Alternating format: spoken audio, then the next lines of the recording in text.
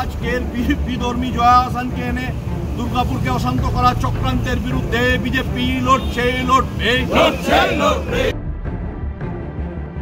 প্রাকৃতিক দুর্যোগ কাটিয়ে দুর্গাপুর কার্নিভাল চতুর্থ বর্ষে জাঁকজমকপূর্ণভাবেই চলছিল। দুর্গাপুরের চতুর্থ বর্ষের কার্নিভালে মূলত আকর্ষণ হিসেবে উপস্থিত হন এপার ও ওপার বাংলার জনপ্রিয় অভিনেত্রী জয়া আহসান।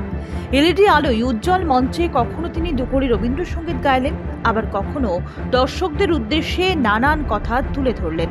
কিন্তু এখানেই শুরু হলো বিতর্ক।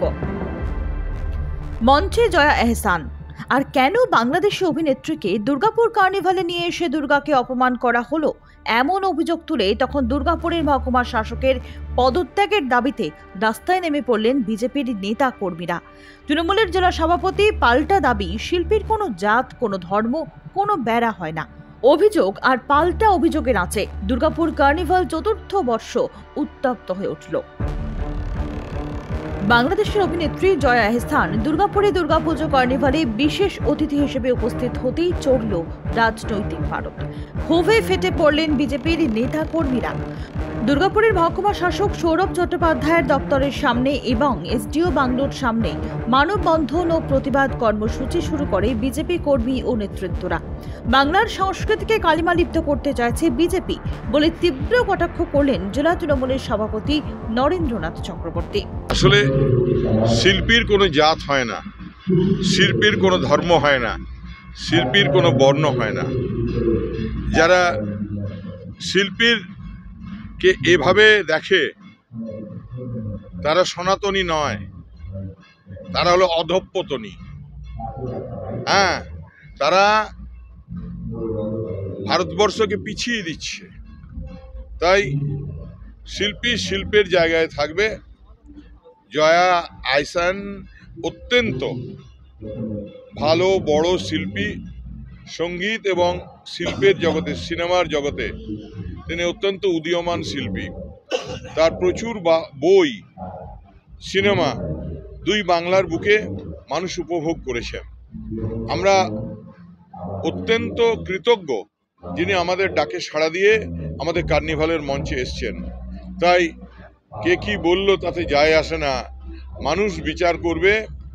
মানুষ আর মমতা বন্দ্যোপাধ্যায়ের কথা, ধর্ম যার যার, উৎসব সবাকার।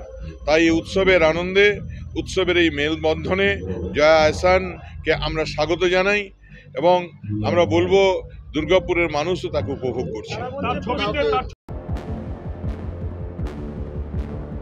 বিজেপির প্রতিবাদ কর্মসূচিতে নেতৃত্ব দেন বিজেপির জেলা সহ সভাপতি চন্দ্রশেখর বন্দ্যোপাধ্যায়।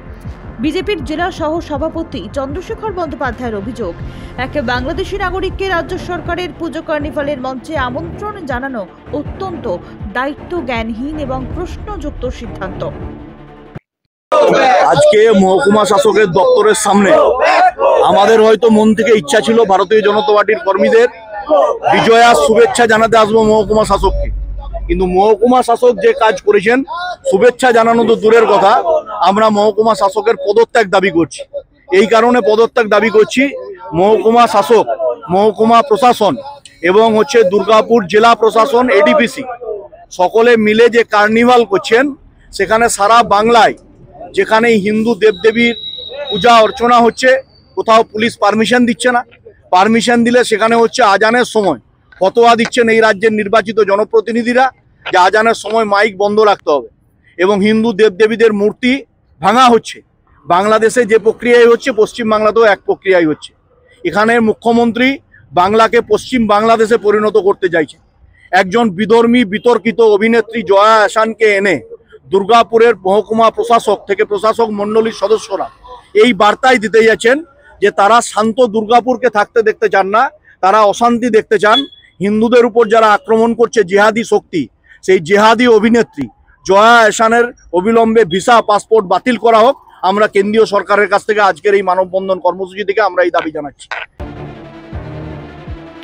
রাজ্যের নিজস্ব শিল্পী সংস্কৃতিকে উপেক্ষা করে বাইরের থেকে তারকা এনে গ্ল্যামার দেখানো মানে বাংলার শিল্পীদের অপমান। এদিনের প্রতিবাদ কর্মসূচিতে বাংলার গর্ব, বাংলার মঞ্চে বিদেশি কেন, এই স্লোগানে মুখর হয়ে ওঠে এলাকা। উপস্থিত কর্মীরা প্ল্যাকার্ড হাতে বিক্ষোভ দেখান। প্রশাসনের বিরুদ্ধে তীব্র ক্ষোভ উগরে দেন। ঘটনার জেরে এলাকা জুড়ে তৈরি হয়েছে চাঞ্চল্য। জেলা তৃণমূলের সভাপতি নরেন্দ্রনাথ চক্রবর্তী বলেন, শিল্পীর নিজস্ব কোনো জাত, কোনো ধর্ম, কোনো বেড়া জাল হয় না। দুর্গাপুরের মতো শহরে জয়া এহসানের মতো শিল্পীর আগমন সাংস্কৃতিক বিনিময়ের প্রতীক। এটাকে রাজনীতির রঙে রাঙানো উচিত নয়। বাংলার সংস্কৃতিকে বিজেপি বারে বারে কালিমালিপ্ত করছে। বাংলার মানুষ এর বিচার করবেন।